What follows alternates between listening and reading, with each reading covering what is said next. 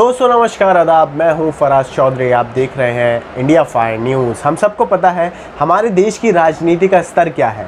हम सब बखूबी जानते हैं कि हमारे देश की पॉलिटिकल पार्टीज सत्ता को पाने के लिए किस लेवल तक गिर सकती हैं, अपनी राजनीति को किस लेवल तक गिरा सकते हैं, ये हम सब अच्छी तरह जानते हैं। इस बात पर बहस करनी कम से कम हमारे लिए ज़रूरी नहीं है।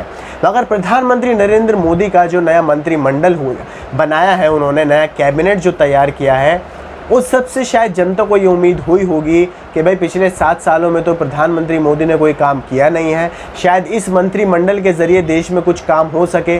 मगर इस मंत्रिमंडल की सच्चाई भी अब सामने आ गई है दोस्तों निकल कर, जो मैं आज आपको इस वीडियो में बताने वाला हूँ, जिसमें 40% से ज़्यादा नेताओं पर तो मुकदमा ही दर्ज है। और कितने लोग, कितने नेता प्रधानमंत्री मोदी के मंत्रिमंडल में करोड़पति हैं, खुद करोड़पति हैं, ये मैं आज आपको बताने वाला हूँ। आप ये हेडलाइन पढ़िए जो दैनिक भास्कर में छपी है।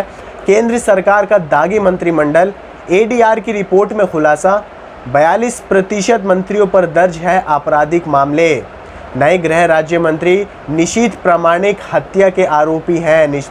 ये नीतीश प्रामाणिक जो है सबसे छोटी उम्र के मंत्री चुने गए हैं कैबिनेट में, और इन पर हत्या का मामला दर्ज है। आगे आप सुनिएगा पूरी खबर, बहुत आपको पसंद आएगी, खासकर उन लोगों को जो कि उम्मीद लगा कर बैठे थे। उम्मीद लगानी चाहिए, आखिर आप जब नेताओं को वोट देते हैं तो आपको उम्मीद भी होती है कि वो आपके लिए कोई अच्छा काम करेंगे। मगर आपकी शायद उम्मीदों को एक, आप कह सकते हैं, ठेस पहुंचने वाली, एक टक्कर लगने वाली है जब मैं आज आपको एक खबर बताऊंगा। और ये मेरी रिपोर्ट नहीं है, ये मेरे सोर्सेज नहीं है, ये एडीआर की रिपोर्ट है। सुनिए, केंद्र सरकार के नए मंत्रिमंडल में अधिकांश मंत्री दागी हैं। कईयों पर हत्या और हत्या के प्रयास जैसे गंभीर आपराधिक मुकदमे दर्ज हैं, तो अधिकांश मंत्री करोड़पति हैं। नेशनल इलेक्शन वॉच और एडीआर की नई रिपोर्ट में ये चौंका देने वाला खुलासा हुआ है। एडीआर ने ये रिपोर्ट मंत्रियों के चुनावी हलफनामे के आधार पर तैयार की है। रिपोर्ट के अनुसार केंद्रीय मंत्रिमंडल के 78 मंत्रियों में से 42% पर आपराधिक केस दर्ज हैं। हत्या जैसे गंभीर अपराध इसमें शामिल हैं। 2 दिन पहले जिन 15 नए कैबिनेट मंत्री और 28 राज्य मंत्री को शपथ दिलाई गई है, ये सब उन्हीं में से, उसी लिस्ट में से इन सब का नाम है। अब हो सकता है भाजपा का आईटी सेल इस पर एक्टिव हो जाए, खुद भाजपा इस पर एक्टिव हो जाए और उनके मंत्री मीडिया में आकर ये बात कहें कि नहीं, ये रिपोर्ट भी झूठी है, ऐसा कुछ नहीं है, हमारे ऊपर ऐसा कोई केस नहीं है, हम जनता के लिए काम करने आए हैं। हो सकता है, ऐसा कुछ भी हो सकता है। भाजपा के काम, भाजपा की नीतियाँ काफ़ी प्रेडिक्टेबल बन गई हैं देश के जनता के लिए। उन्हें सब पता है कि भाजपा कौन सा दाव चलेगी। आगे जारी रखते हैं। उसमें से कई के नाम इस तरह के मामलों में शामिल हैं। मंत्रिमंडल में ऐसे मंत्रियों की संख्या 33 है। वहीं 24 यानी 31% पर गंभीर आपराधिक केस दर्ज हैं। देश के सबसे कम उम्र के नए गृह राज्य मंत्री निशीथ प्रामाणिक, जो कि आप तस्वीर में देख रहे हैं, इन साहब पर तो हत्या का मुकदमा दर्ज है। भाई, एक हत्यारे को, आप यहाँ हत्यारे शब्द इस्तेमाल किया जा सकता है क्योंकि हत्या का मुकदमा इन साहब पर दर्ज है। एक ऐसे शख्स को नया राज्य गृह मंत्री बनाया जाता है। सोचिए आप, कैसी एक हिपोक्रेटिक सिचुएशन में है हम। आगे सुनिए। 35 साल के कुल ये युवा नेता हैं।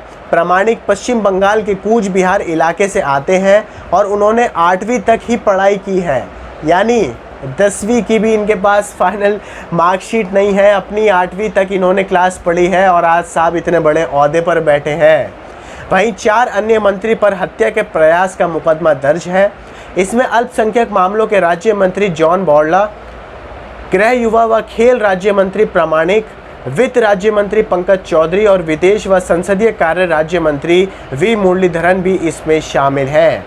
एडीआर की रिपोर्ट के अनुसार कैबिनेट के 78 मंत्रियों में से 70 यानी 90% मंत्री करोड़पति भी हैं। आखिर वो मंत्री, वो नेता जिनकी सैलरी मुश्किल से 20 से 30 हज़ार रुपये के बीच में होगी, ये चलिए मैं आपको आसान बताने के लिए 35,000 कर देता हूँ, इससे ज़्यादा इनकी सैलरी नहीं होगी।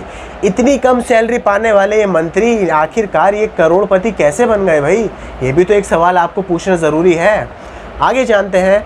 इनकी औसतन संपत्ति 16.24 करोड़ रुपए है, यानी एवरेज इनकी जो संपत्ति है वो 16.5 करीब 16.5 करोड़ रुपए की है। 4 मंत्रियों ने अपनी 50 करोड़ की संपत्ति की घोषणा भी की है। इसमें नागरिक उड्डयन मंत्री ज्योतिरादित्य सिंधिया हैं, वाणिज्य उद्योग व कपड़ा मंत्री पीयूष गोयल हैं, एमएसएमई मंत्री नारायण राणे और कौशल विकास व इलेक्ट्रॉनिक आईटी राज्य मंत्री राजीव चंद्रशेखर भी हैं। वहीं 8 मंत्री ऐसे हैं जिन्होंने बताया है कि उनकी संपत्ति 1 करोड़ से कम है।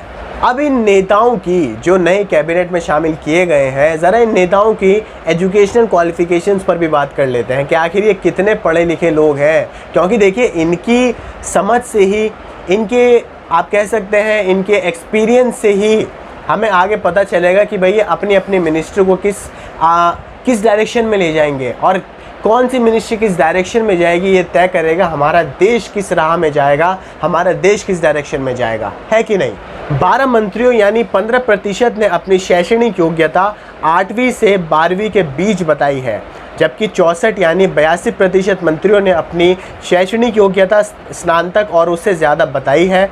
2 मंत्रियों ने अपनी शैक्षणिक योग्यता डिप्लोमा बताई है।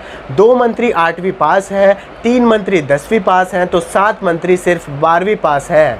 15 मंत्री स्नातक हैं, तो 17 मंत्री व्यावसायिक विषयों में स्नातक हैं।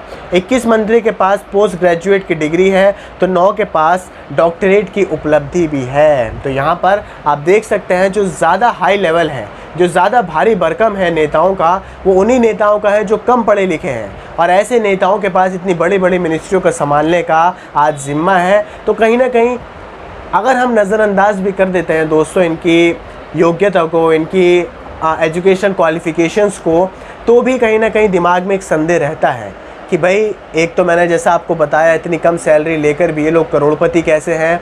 साथ में दूसरी चीज़, कितने ज़्यादा नेताओं पर आपराधिक मामले दर्ज हैं, एक पर तो हत्या का मामला भी दर्ज है।